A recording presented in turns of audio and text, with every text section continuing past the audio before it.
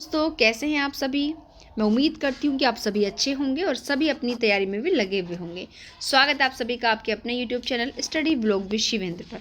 देखिए, भारतीय नागरिक सुरक्षा संहिता के एमसीक्यूज जो हम आपके लिए लेकर आ रहे हैं, याद रखिएगा आप इन एमसीक्यूज को हल्के में ना लें।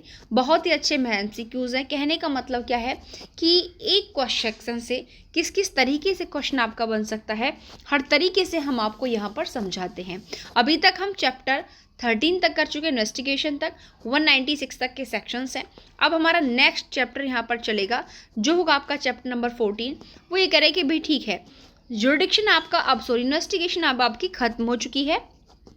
अब इन्वेस्टिगेशन करने के पश्चात मामला कहाँ जाएगा भाई? कोर्ट में जाएगा, क्योंकि इन्वेस्टिगेशन हो गई, पुलिस रिपोर्ट दे चुकी है पुलिस किसको? मजिस्ट्रेट को, चार्जशीट पेश कर दी है 193(2) के अंतर्गत। अब हमें ये बताइए कि अब मामले का जो इंक्वायरी है या जो ट्रायल है वो कोर्ट कौन सा लेगा भाई? कौन से न्यायालय को जुडिक्शन है? तो चैप्टर 14 के अंदर सेक्शन 197 से 209 तक आपको पढ़ने के लिए मिलेगा। इस सेक्शन से याद रखिए, मेंस में भी बहुत ज़्यादा रिपीटेड होता है जुडिक्शन का ये क्वेश्चन आपका, और प्री में भी प्रॉब्लम बेस्ड क्वेश्चन यहाँ से आते हैं। अब देखिए, मैंने आपको बता दिया है दोनों पर्पज से, प्री के पर्पज से भी आता है और मेंस के पर्पज से भी पूरा का पूरा जुडिक्शन आपसे पूछा जाता है। तो सबसे पहले वही क्वेश्चन है कि किस अध्याय में दिया हुआ, जो मैंने आपको शुरुआत में बताया चैप्टर 14 में, सी ऑप्शन ठीक है।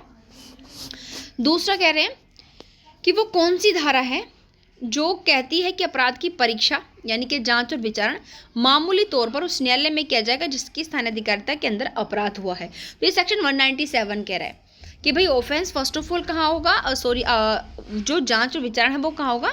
जहाँ अपराध किया गया है। उसके बाद विचारण का मामूली स्थान क्या है फिर? तो जहाँ अपराध कारित हुआ है वहाँ है भाई।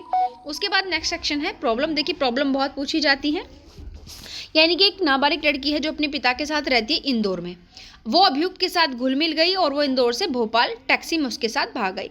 कुछ समय बाद वो लोग मुंबई में जाकर बस गए। तो अपहरण के अपराध का विचारण भाई कहीं भी किया जा सकता है जो ऑफेंस से रिलेटेड होगा, ठीक है, आपका इंदौर में भी, भोपाल में भी और मुंबई में भी। नेक्स्ट है कि उस न्यायालय की अधिकारिता से इनमें से कौन सी धारा उस न्यायालय की अधिकारिता से संबंधित है जहां अपराध तो एक जगह कारित हुआ है लेकिन उसका परिणाम दूसरी जगह उत्पन्न होता है।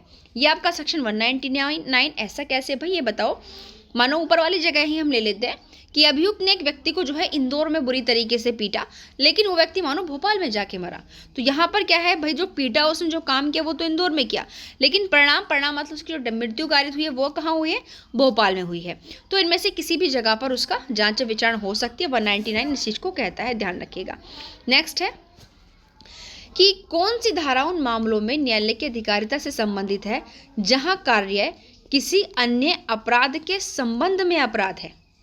मतलब जो काम आपने किया ना वो किसी दूसरे काम से कनेक्टेड होने के लिए ऑफेंस है।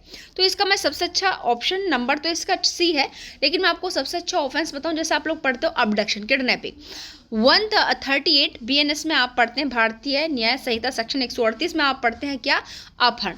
कि जब कोई व्यक्ति किसी अन्य व्यक्ति को एक स्थान से ले जाने के लिए या तो बल का यूज़ करता है, छल का यूज़ करता है, तो वो अपहरण करता है, अबडक्शन करता है। लेकिन ये बताइए, जिस तरीके से आप 137 में किडनैपिंग पढ़ते हैं, अपहरण पढ़ते हैं, उसकी पनिशमेंट 137 सबसेक्शन 2 में दी हुई है। यानी कि जो आपका किडनैपिंग है वो अपने आप में क्या है? ऑफेंस है। इसलिए 1 में उसको डिफाइन किया गया है 137 उपधारा 1 में, 2 में उसको पनिशेबल बनाया गया है। लेकिन आप लोग जब 138 पढ़ते हो अपहरण का, तो आप मुझे ये बताइए कि अपहरण को आपने कहीं पर भी ऐसे सेपरेट धारा में देखा? नहीं। अपहरण क्या है? किसी दूसरे ऑफेंस की वजह से वो काम क्या बन गया? आपने किसी दूसरे पर्पज से उसको किया है, ठीक है। अब यहाँ पर देखते हैं कि दांडिक दुष्प्रेरण के मामले की विचारण के लिए कौन सा न्यायालय सक्षम न्यायालय है?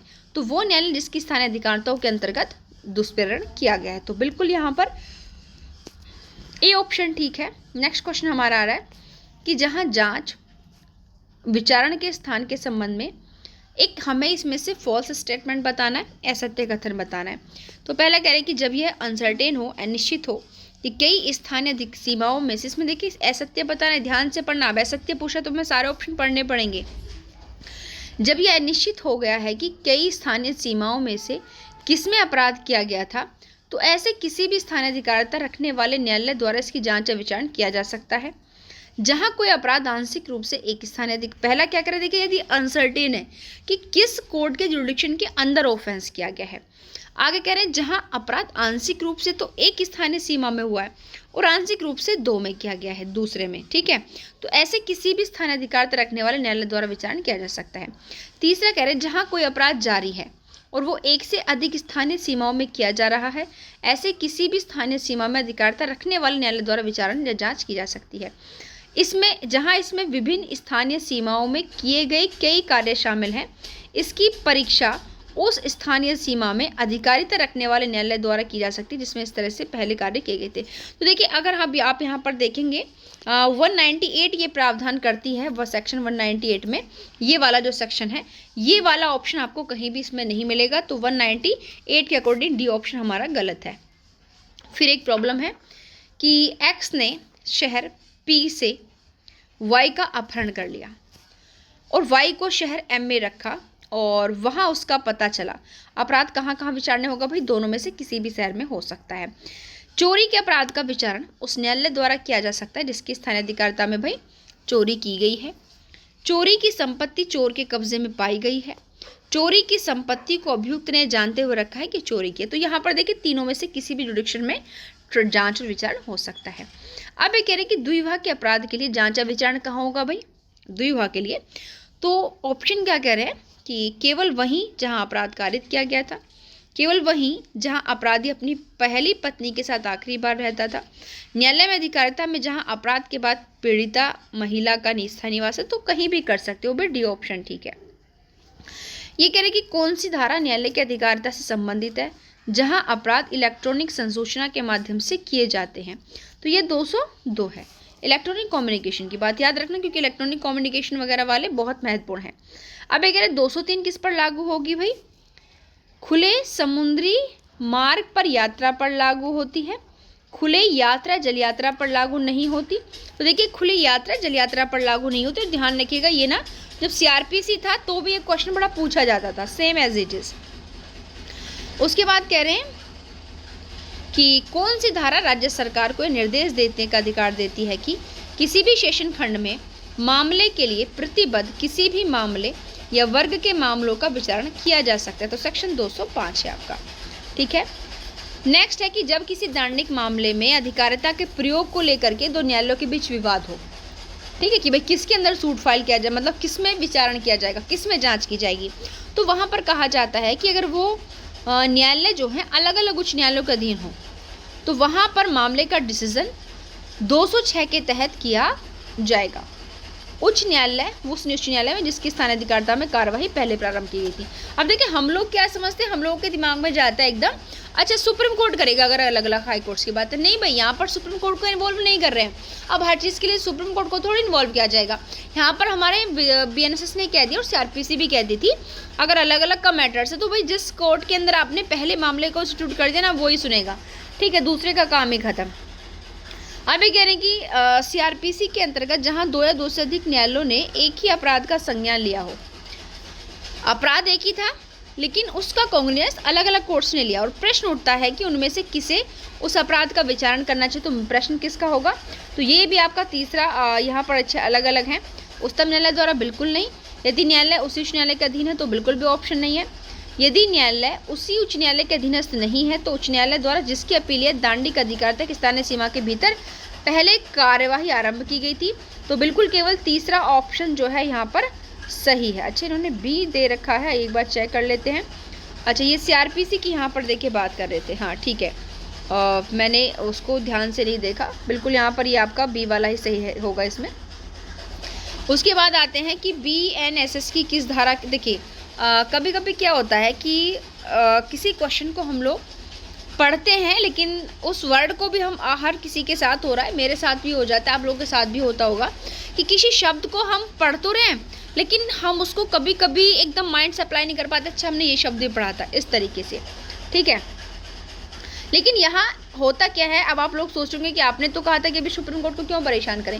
देखिए सुप्रीम कोर्ट ऑप्शन में है तो सही और अधिकार भी है, लेकिन फर्स्ट ऑफ ऑल बात ये होती है कि यहाँ पर अगर हाई कोर्ट्स को भी पावर दे दी कि भाई जिसकी स्थानाधिकारिता के अंदर पहले मामला शुरू हो गया तो वही करे, तो नॉर्मली इसमें जो हमारा थर्ड वाला प्रोविजन है उसी को ज़्यादा लागू कर लिया जाता है, अगर रेयर ऐसा कभी कोई केस होता है तो। ऐसे नहीं कि हर केस के अंदर ऐसे सर्कमस्टेंसेज अराइज होती हैं। नेक्स्ट है कि बीएनएसएस की किस धारा के तहत स्थानीय अधिकारिता से परे किए गए अपराधों के लिए सामान्य वारंट जारी करने की शक्ति दी गई है। तो स्थानीय अधिकारिता से बाहर समन और वारंट सेक्शन 207 के अंतर्गत आता है। और उसके बाद ये कह रहे हैं कि भारत में रजिस्टर्ड कोई शिप है, याद आ रही होगी भाई बीएनएस सेक्शन 1, ठीक है। सेक्शन 1 का सब सेक्शन कौन सा हो गया, 5, ठीक है। भारत में रजिस्टर्ड विमान पर एक ब्रिटिश नागरिक द्वारा अपराध किया गया, विमान का रजिस्टर्ड था भारत में, अपराधी पर बीएनएसएस के किस प्रावधान के तहत कार्रवाई की जा सकती है, तो 208 के अंतर्गत। बिल्कुल प्रोसीडिंग में अपराधी होगा ना, बीएनएस कह रही है भाई अगर वो शिप या जो एरोप्लेन है वायुयान है भारत के अंदर रजिस्टर्ड है लेकिन किसी भी क्षेत्राधिकार में अगर उस पर ऑफेंस होता है तो क्या मान जाएगा कि भारत के अंदर हुआ है।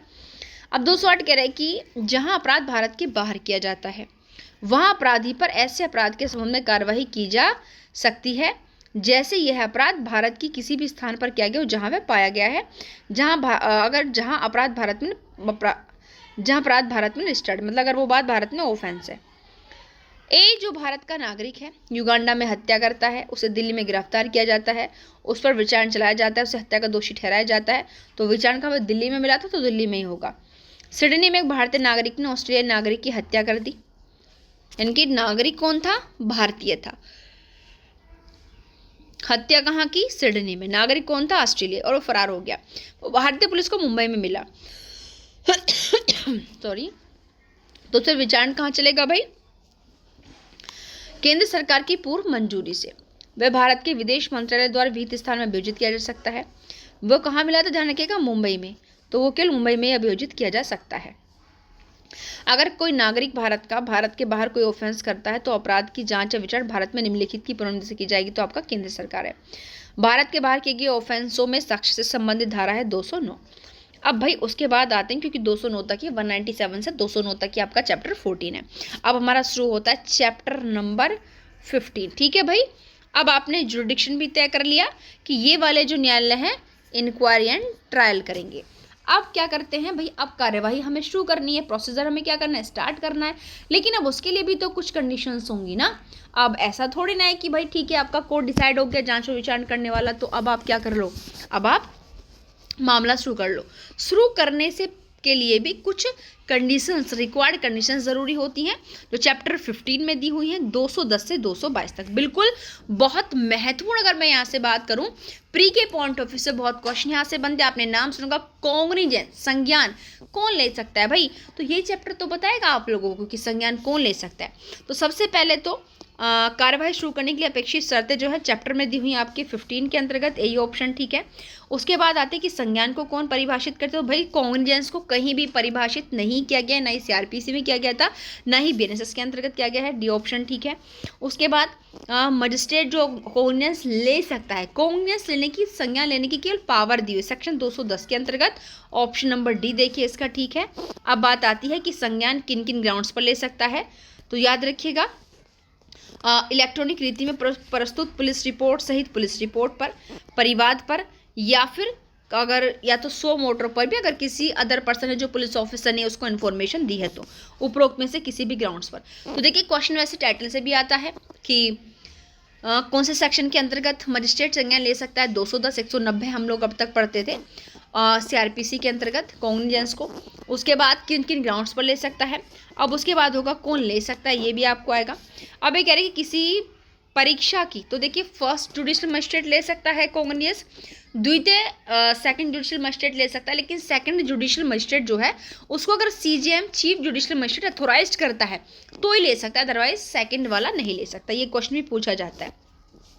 अब ये कह रहे हैं कि किसी परिवाद की परीक्षा में मजिस्ट्रेट निम्नलिखित कार्य करता है, सही क्रम हमको इसमें चुनना है।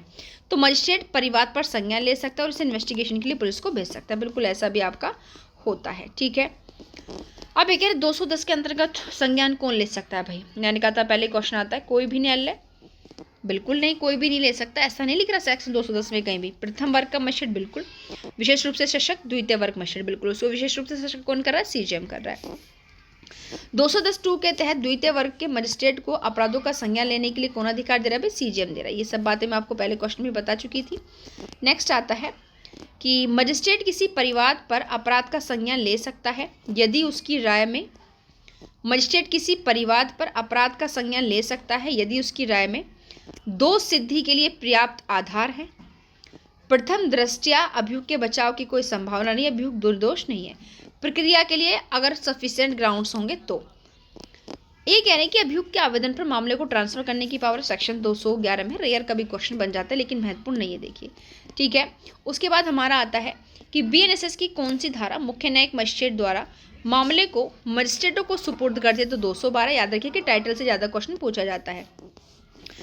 ओके, नेक्स्ट हमारा क्वेश्चन है कि कौन सी धारा सेशन न्यायालय को मूल अधिकारिता के न्यायालय के रूप में किसी भी अपराध का संज्ञान लेने से प्रतिबंधित कर रही है? भाई कि जिस तरीके से फर्स्ट जुडिशियल मजिस्ट्रेट और सीजेएम द्वारा अधिकृत किए गए second judicial magistrate first of all cognizance ले सकते हैं प्राइमरी जुडिक्शन के अंतर्गत, ऐसे सेशन कोर्ट को नहीं है। कौन सा सेक्शन कह रहा है भाई? 213। लेकिन एक चीज़ कह रहा है कि कुछ ऐसे मामले जिनको छोड़कर, आप लोग जानते हैं जो ग्रीवियस मैटर्स होते हैं उनमें ये डायरेक्टली ले सकता है। आगे कह रहे हैं कि सेशन कोर्ट की मूल अधिकारिता के न्यायालय के रूप में किसी लोक सेवक द्वारा या उसके विरुद्ध किए गए किसी भी अपराध का संज्ञान नहीं ले सकता, जैसे कि दुष्प्रेरण का मामला हो, अपराध के प्रयत्न का मामला हो, दांडिक षड्यंत्र का मामला हो, उपरोक्त सभी किसी में भी नहीं ले सकता। ठीक है, तो ये कह रहे हैं कि इनमें से हमको सत्य बताना है, तो केवल सुपुर्द होने पर ही मजिस्ट्रेट जो है संज्ञान ले सकता है, क्योंकि ऐसा कोई क्वेश्चन में इसमें एक्स्ट्रा दिया हुआ नहीं है। ओके, उसके बाद है हमारा लोक सेवकों के विरुद्ध जो विधिपूर्ण प्राधिकार की अवमानना है, अभियोजन लोक न्याय के विरुद्ध अपराधों के लिए और साक्ष्य में दिए गए दस्तावेजों से संबंधित अपराधों के लिए अभियोजन कहाँ किया जाएगा भाई? 215 में। कि अगर जो पब्लिक अथॉरिटी ने आपको कोई ऑर्डर दिया, आपने नहीं माना, कॉन्टेम्प्ट किया है, डॉक्यूमेंट्स जो प्रस्तुत किए गए डॉक्यूमेंट्स के साथ आपने कोई ऑफेंस किया, तो 215 में प्रावधान किया गया है। और यहाँ पर ध्यान रखिएगा केवल हमेशा क्या लिखित परिवाद ही किया जा सकता है 215 वाले मैटर्स में। ठीक है, कौन अभिलिखित कर सकता है? तो देखिए इसमें से संबंधित लोक सेवक भी कर सकता है, जिसके वो अधीनस्थ है वो भी कर सकता है, और कोई अन्य लोक सेवक जिसको ऑथोराइज किया गया वो भी कर सकता है। ठीक है, अब आता है कि कौन सी धारा राज्य के विरुद्ध अपराधों और ऐसे अपराध करने के लिए षड्यंत्र के लिए अभियोजन का प्रावधान करती है? तो 217। ठीक है, ये जो मैटर्स हैं आपके बीएनएस के अकॉर्डिंग जो सारे अपराध किए जाते हैं, आपने देखा होगा लोक सेवकों के विधिपूर्ण प्राधिकार के अवमान के विषय में, वो सारे ऑफेंसेस आपने पढ़े हैं ना, तो उनका प्रोसीजर कहाँ चल रहा है? यहाँ इस तरीके से चलता है। अब आए लोक न्यायाधीशों और लोक सेवकों के विरुद्ध अभियोजन से संबंधित प्रावधान उपबंधित है, तो ये है भाई आपका 218 है। भाई वेरी वेरी वेरी वेरी अगर कहते जाऊँ तो महत्वपूर्ण, सीधा टाइटल से क्वेश्चन बनता है, हर बार बनता है, अंदर से भी कुछ फैक्ट आते हैं, लेकिन टाइटल बहुत ज़्यादा महत्वपूर्ण है। अगर आप पुराने साल की सीआरपीसी वाला एमसीक्यू उठाकर देखेंगे तो आपको पता चलेगा। अच्छा, ये क्वेश्चन 197 में चीज़ अब तक थी सीआरपीसी के अंदर, काफ़ी बार आपका पूछा गया है। अब ये कह रहे 218 के तहत सरकार मंजूरी के लिए अनुरोध की प्राप्ति की तिथि से कितनी अवधि के भीतर निर्णय लेगी, और अगर ऐसा करने में वो विफल रहती है तो मंजूरी ऐसी सरकार द्वारा प्रदान की गई मानी जाएगी। तो ये हमारा आता है 120 दिन का इसमें टाइम दिया गया, ध्यान रखिए टाइम पीरियड इसमें अब बीएनएसएस में दिया गया, सीआरपीसी में नहीं था।